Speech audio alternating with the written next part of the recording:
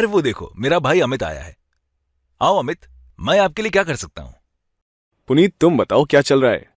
बस सोच रहा हूँ कि अगला वीडियो कौन सा बनाना चाहिए। मैं इन आकारों को इकट्ठा कर रहा हूँ, शायद तुम इसमें मेरी सहायता कर सकते हो।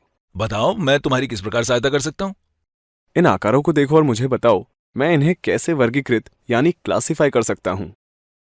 देखिए, इनको वर्गीकृत करने के अनेक तरीके हैं। और पहला तरीका ये है कि किस आकार में कितनी भुजाएं हैं। तुम एक एक करके इन सब आकारों की भुजाओं की गणना करो। ऐसा मैं किस तरह से कर सकता हूँ? आप पहले कोई एक आकार लीजिए और उसकी भुजाओं की गिनती कीजिए। ये देखो, इस आकार में ये एक भुजा है, जो कि इन दोनों कोनों यानी कॉर्नर्स के बीच की एक सीधी रेखा है। तो ये एक भुजा, दो भुजा, तीन भुजा और चार भुजा।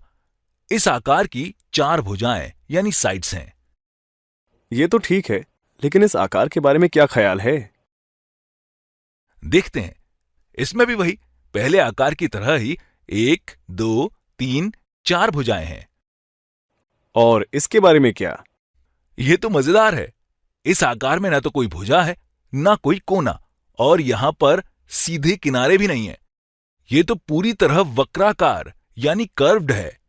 हम यहां लिख लेते हैं, इस आकार के पास कोई भी भुजाएं नहीं हैं, यानी कि शून्य भुजाएं हैं। आइए इसे मिटाकर दोबारा सही से लिखते हैं। असल में मुझे भी साफ लिखना पसंद है।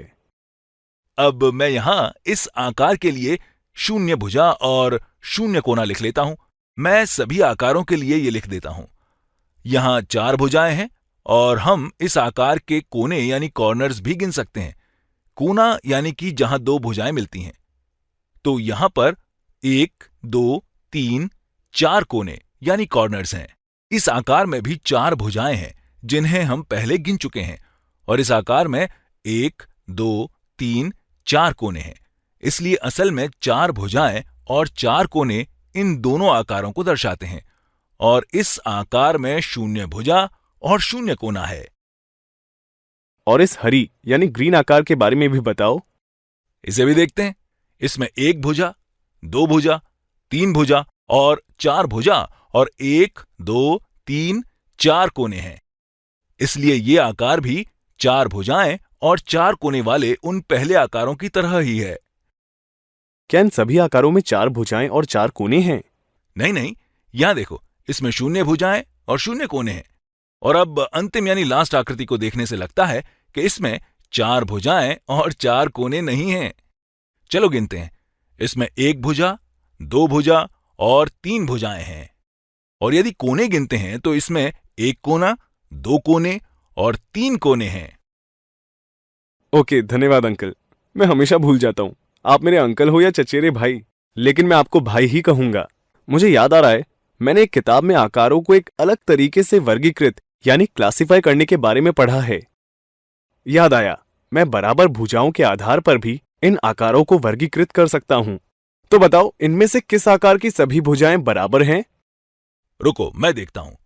यहां देखो, इस आकार में चार भुजाएं हैं, लेकिन ये हरी भुजा इस बैंगनी भुजा से छोटी है। इसलिए यहां इन चारों भुजाओं की लंबाई यानी लेंथ समान नहीं है। अब हम इस आकार को देखते हैं, तो इसमें इस भुजा की लंबाई इस भुजा के बराबर और इस भुजा की लंबाई इस भुजा के बराबर है। इसलिए इन चारों भुजाओं की लंबाई बराबर है। और यह बात इस आकार यानी शेप के लिए भी लागू होती है।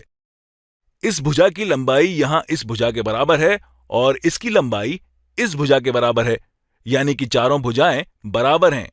और ये इन तीनों भुजाओं वाले आकार के लिए भी लागू होगा, क्योंकि ये भुजा इस भुजा के बराबर है और ये इस भुजा के बराबर है, यानी कि तीनों भुजाएं बराबर हैं। बहुत बहुत धन्यवाद।